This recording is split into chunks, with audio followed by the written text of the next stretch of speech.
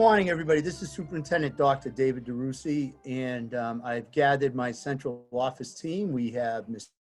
Trainor, we have Mr. Sullivan, and a new face to the team working with elementary curriculum, Ms. Susan Terban. Today, we are going to do our best to answer some questions that were gathered through our school committee member, Mr. Ryan Fisher, to discuss the idea of hybrid, to talk about how we handle health issues that may arise, and a litany of others. So we'll start right away, and I'm going to start with some of the health questions and concerns.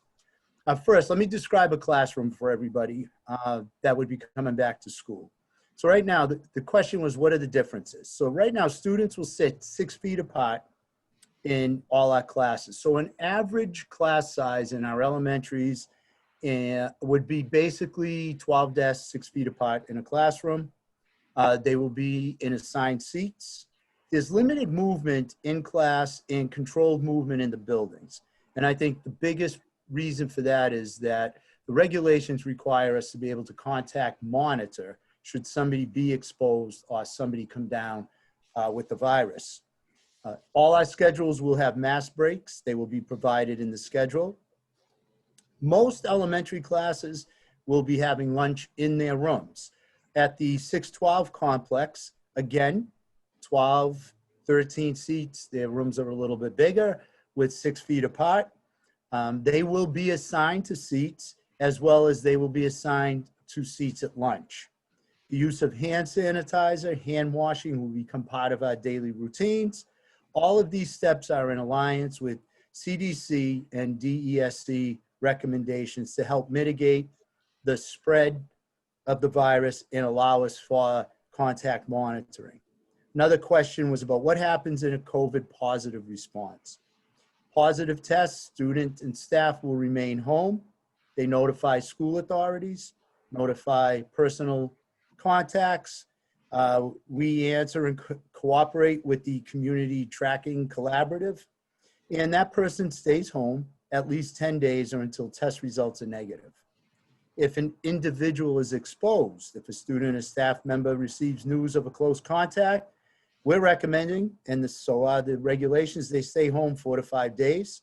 They should get tested, and if negative and they are asymptomatic, they may return after 24 hours. But again, the test in the asymptomatic part plays a role, and none of this would be able to happen without our COVID response person, which is our lead nurse, Ms. Moynihan's approval.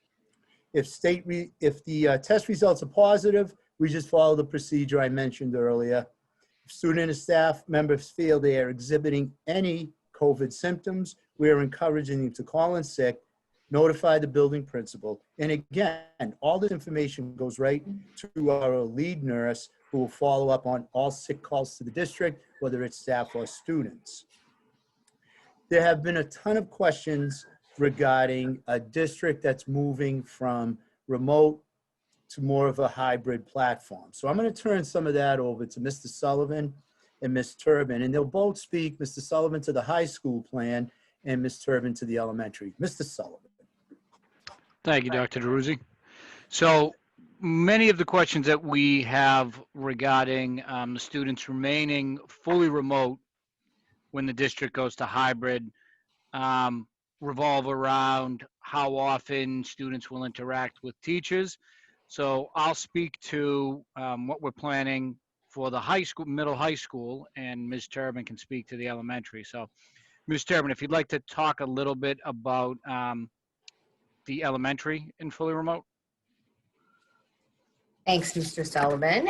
First, I'm happy to hear that the remote learning platform is going well for most students and families in Saugus. And I have to thank our teachers and school staff for really making that happen and come together for what's best for students. They've worked collaboratively, all grade levels, in all schools, and we really do appreciate all the hard work. Currently, the building principals are working to tweak the hybrid schedule that we presented earlier so that it works in all of their individual buildings. Part of making that work is to ensure that we have staff available to check in with all students on all days. Our goal always has been to keep the students connected to our teachers and to their classmates, just as they are now. And that really has not changed. Each building is in the process of finalizing the number of students that are choosing fully remote, as well as their staffing needs. And we will be meeting again to see what adjustments need to be made to make that fit best for all the students and families in the Saugus district. As for secondary students, middle and high school, obviously the structure of a typical school day with them interacting with upwards of 7 different teachers in very specific subjects makes our approach a little bit different for fully remote. So as we presented to the school committee, the plan is for fully remote students to be connected with the PROUD program, and the PROUD program staff will check in on them regularly and monitor their progress in those classes. That program staff would be available to answer questions when students are struggling.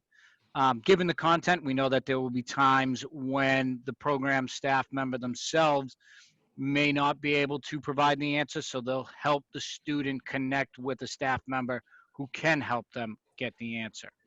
Now, since our last school committee meeting, a team of secondary administrators and staff have been looking at the secondary hybrid schedule and looking at some potential adjustments that could be made to that schedule that could improve the hybrid model for all of our secondary students, including the fully remote students.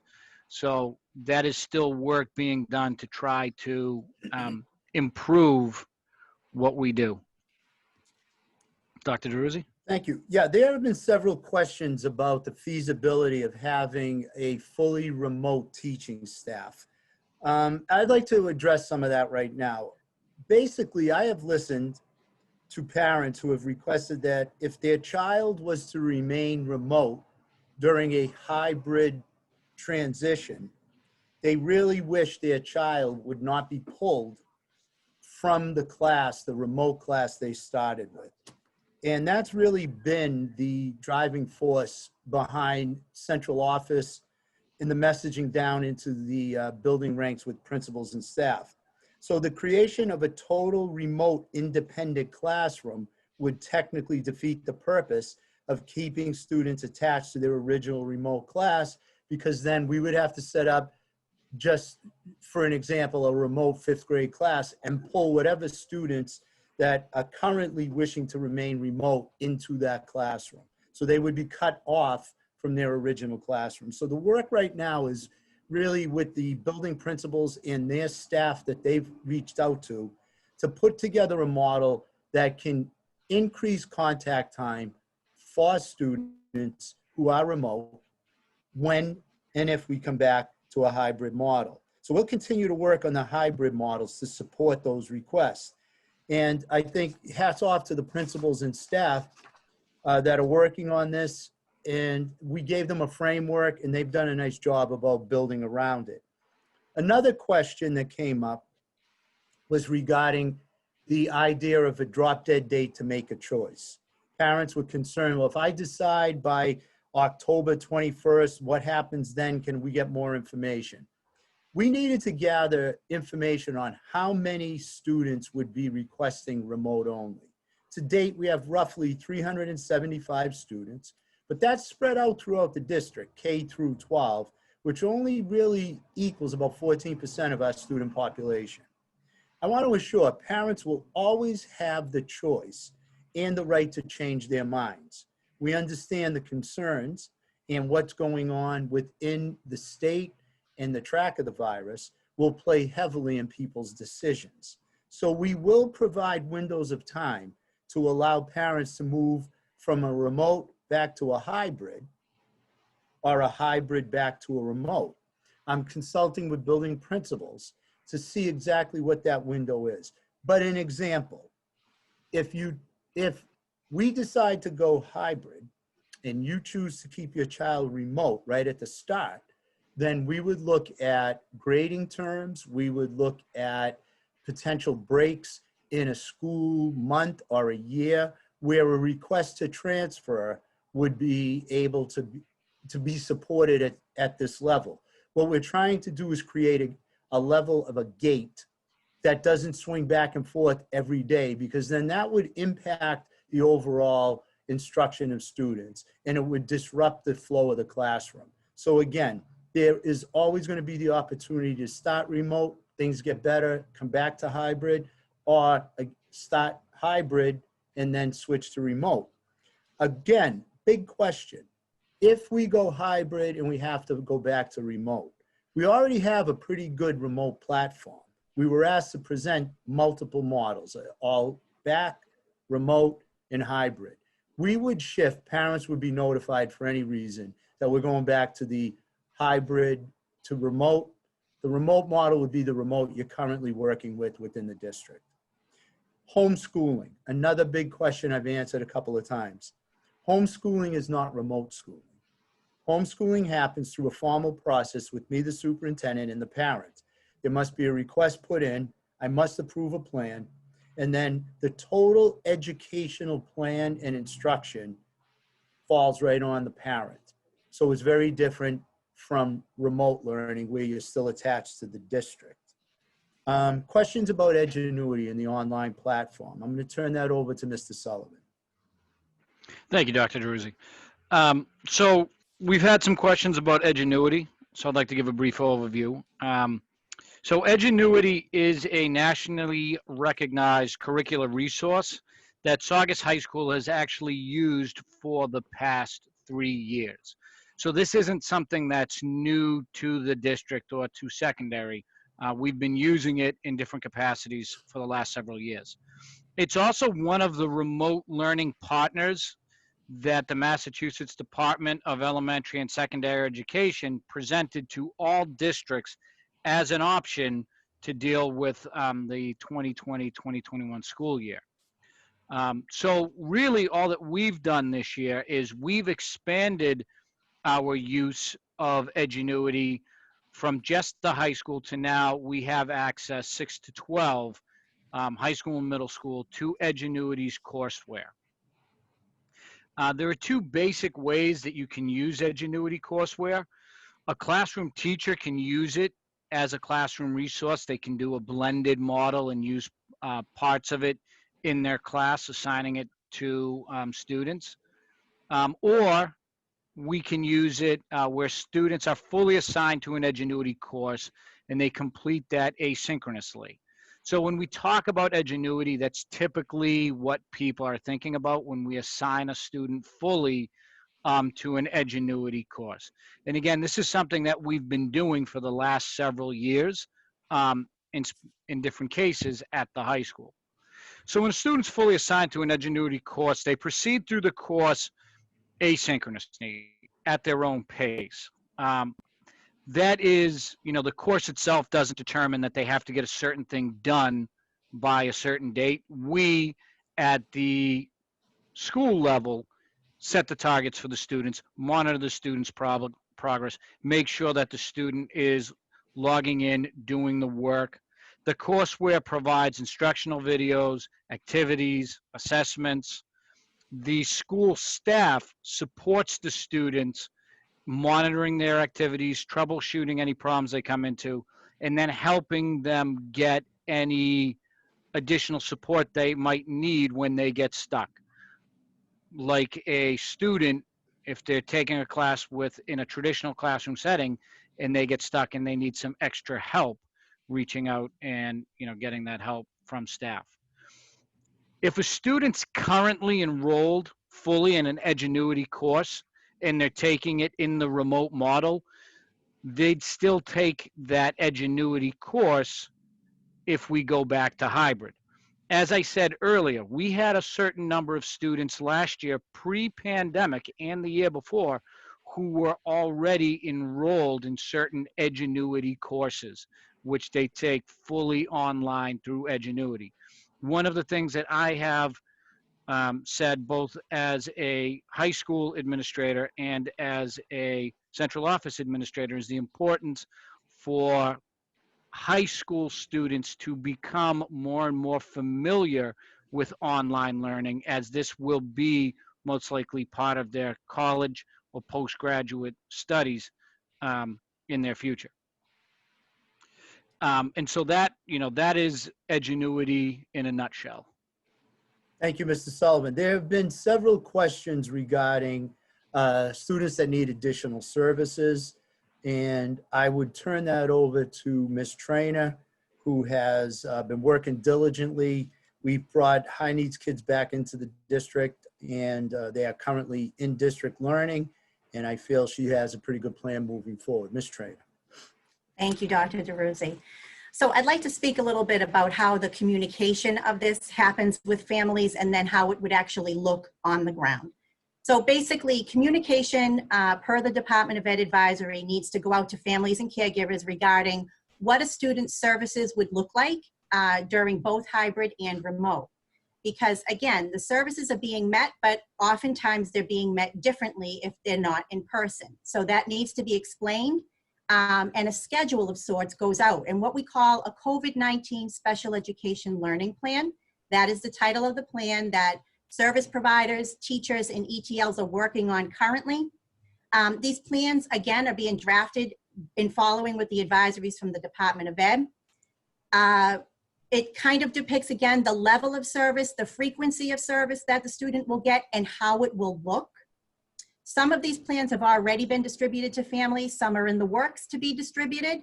And again, we're following the timelines of distribution. The Department of Ed has given us a little bit of leeway as to when we get these out to families because they are quite lengthy and detailed.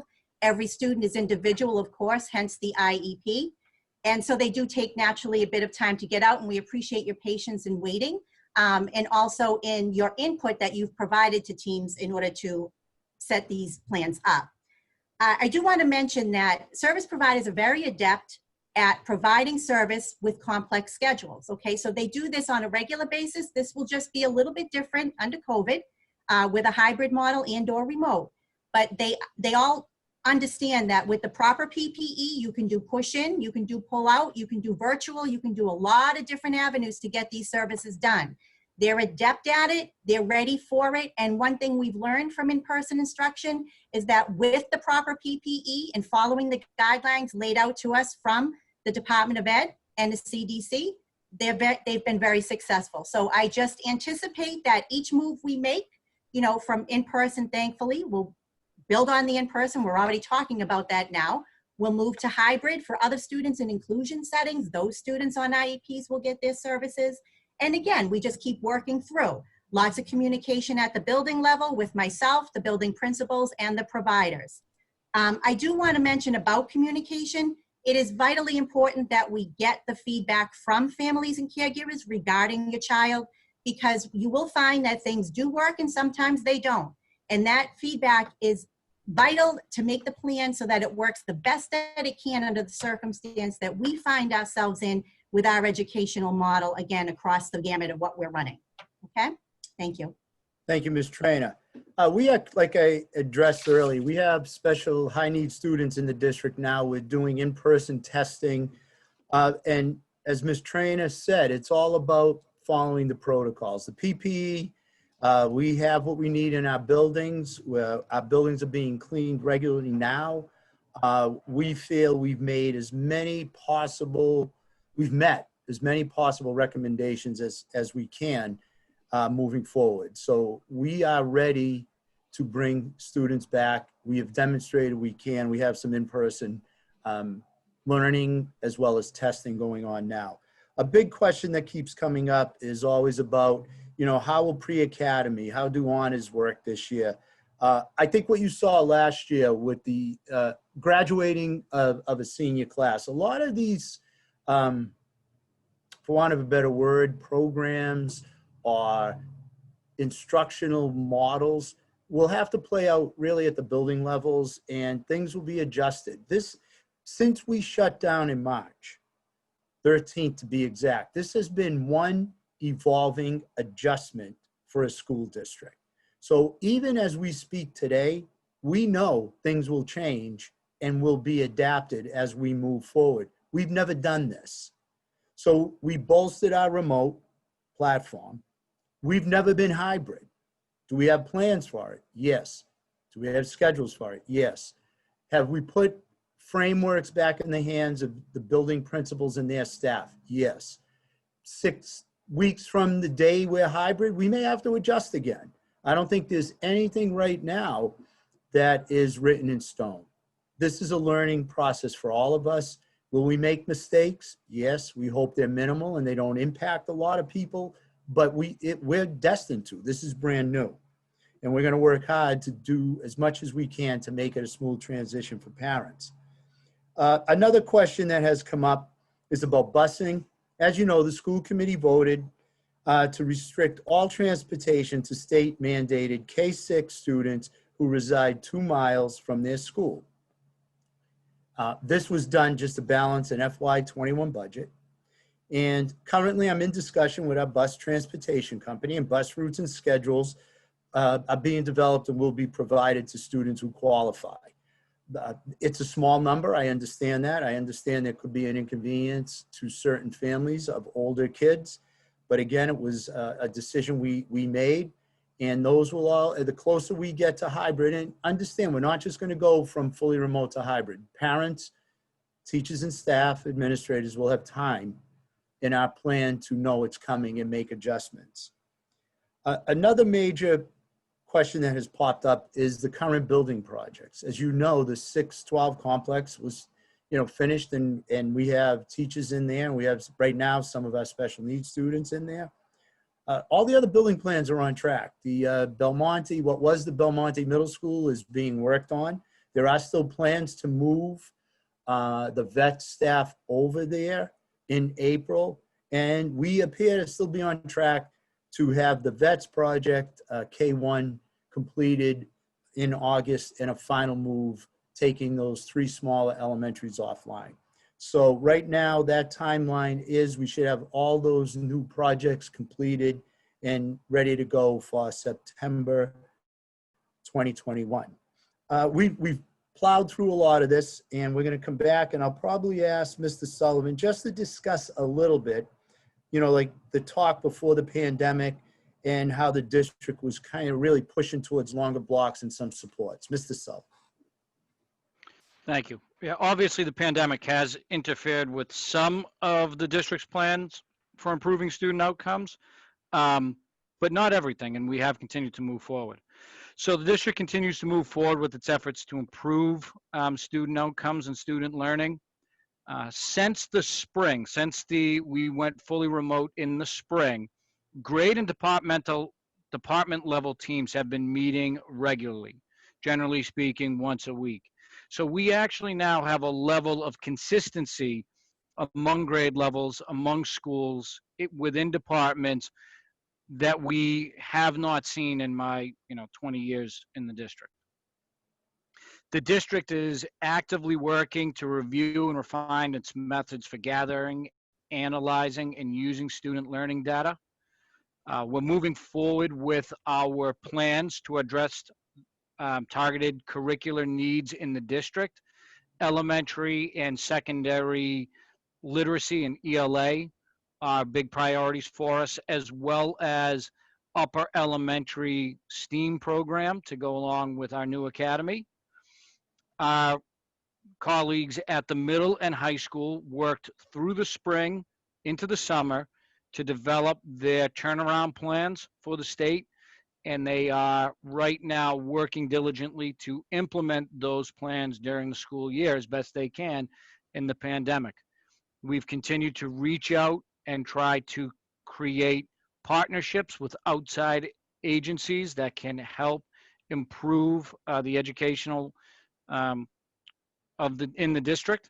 So while the pandemic has increased some of the challenges for us, we continue to move forward to make strides to improve the Saugus Public Schools for all students. Thank you. Really, in closing right now, I want to thank my central office team. They have been with me all along and have been working hard. The school committee has dealt with situations they probably could have never anticipated. But I do need the community's help right now. Saugus needs help in curbing the spread of this virus. We need everybody to practice the protocols, wear a mask, wash your hands, limit the social gatherings that we're having. In order for us, and we all want our students back, this is a community effort. We will continuously work towards making sure that transition back to in-person learning will work. But at this moment in time, as a school district, we need your help in the community to really do your best to meet the same requirements. Put that mask on, limit your social gatherings, try your best, hand sanitizer, wash your hands. These are the way we're gonna stay healthy. And this is the quickest route to bringing our students back. So on behalf of my team, the administrators, the teachers, the school committee, I wanna thank you for this 30 minutes. Phil, we will probably be doing another one of these as we approach more of a hybrid learning model to help ease that transition.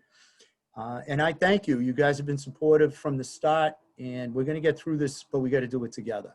Have a great afternoon. Thank you.